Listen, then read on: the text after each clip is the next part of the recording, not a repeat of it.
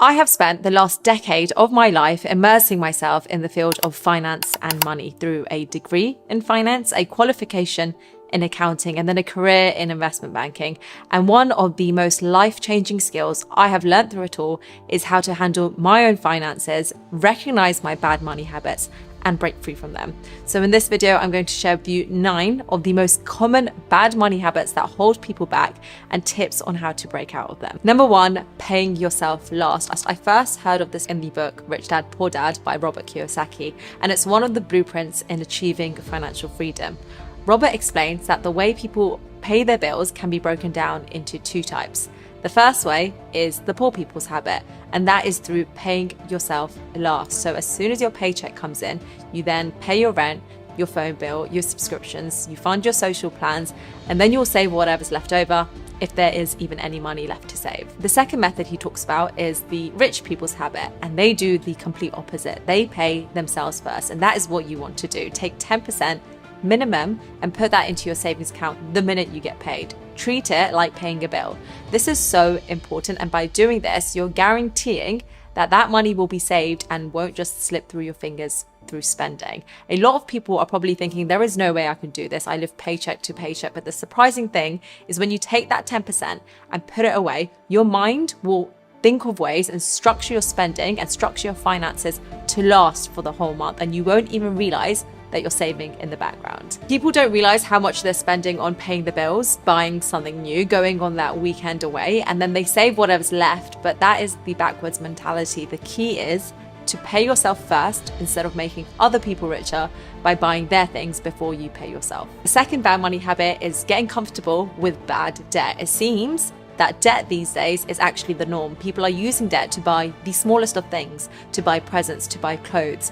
I have a straight rule, that is, unless I can afford to pay for that thing outright in cash, I shouldn't be buying it with any form of debt. Remember, credit card companies want you to be bad with your finances because that's how they make money from this. The average credit card interest rate is 22%, which cancels all kind of benefits and rewards these credit card companies are providing if you're not able to pay them off in time. It is not having a stockpile. This ties into point number 1, which is about paying yourself first. And essentially, it's saving enough so that you have a buffer behind you of about 3 to 6 months. This is super important, and it will give you peace of mind just by having this buffer kept to one side and available to tap into if you need it. You free up that mental energy to designate to more important things. So how do you gather this 6 months of buffer? It's through that paying yourself first. Start putting that 10% away, and once you have your stockpile, then you can start using the additional money you save to building into your investment fund and looking at investments.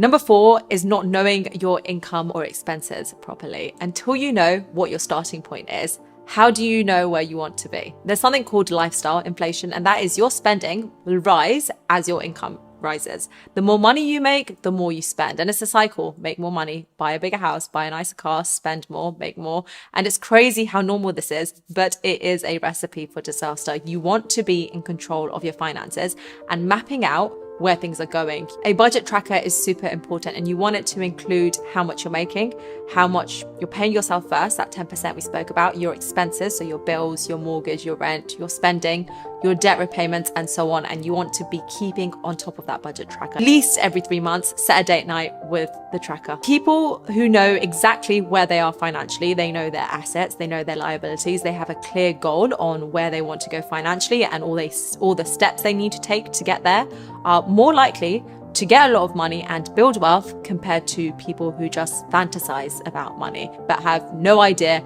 how to go about it, how they plan to acquire it, or how to manage it. Just being mindful of this stuff and seeing those numbers in black and white will trigger you into action.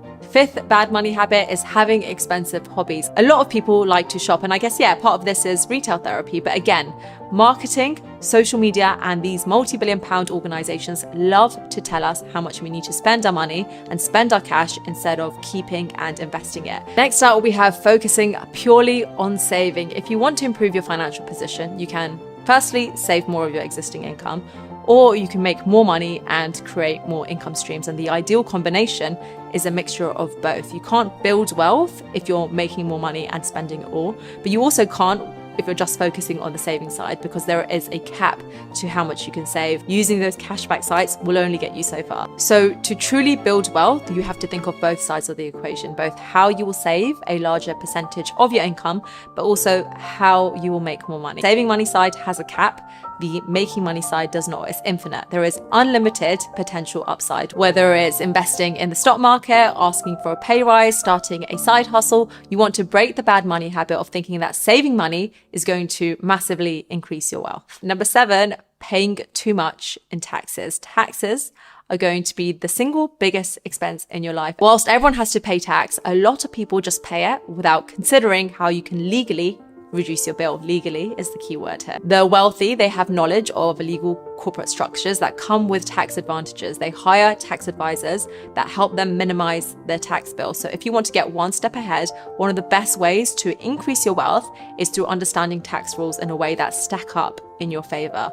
For example, investing through an ISA or a Roth IRA, which is an investment account that shelters your dividend and profit from taxes, or operating under a business instead of an individual if you're a solopreneur. All of this stuff is absolutely legal. And if you are someone who disagrees with this and prefers to pay more taxes, regardless of whether or not you can reduce it legally, then it doesn't hurt to understand the tax rules and reduce that tax bill so that you can instead use the money to give back to things that directly align with your values instead of letting someone else decide where that money should be going. If you want me to make a video on tax, I was planning to. I already have a summary on what I want to include, but I have been a bit skeptical about whether to release this. It's a topic that can go either way, so let me know in the comments below if you want to see that. Number 8, waiting too long to invest. When you start having savings, you have that stockpile, that buffer that we spoke about, then you want to start looking at investing that money so that your money starts working for you, and you want to diversify those investments so you can weather different situations that come around in life. But you want to avoid leaving that money in a bank account, because inflation is a thing, and it means that you're essentially losing money every year. So I have a mixture of safe investments, of riskier investments that I'm willing to lose as well. Start looking at different investment strategies once you've saved up enough. Don't leave any additional money more than you need to in a bank account. There's always going to be reasons why you can't invest, because you don't have time, you don't have enough money, you don't know where to start. But the longer you put off investing, the harder you will have to work to get that same level of financial freedom as someone who starts investing earlier. It may just be finding the right person or the right tools that help you resonate with your finances in a way that most appeals to you, whether that's through an employee perspective, an entrepreneur perspective, someone who is a less of a risk taker, someone who is more of a risk taker. But there will be someone who kind of matches your investing style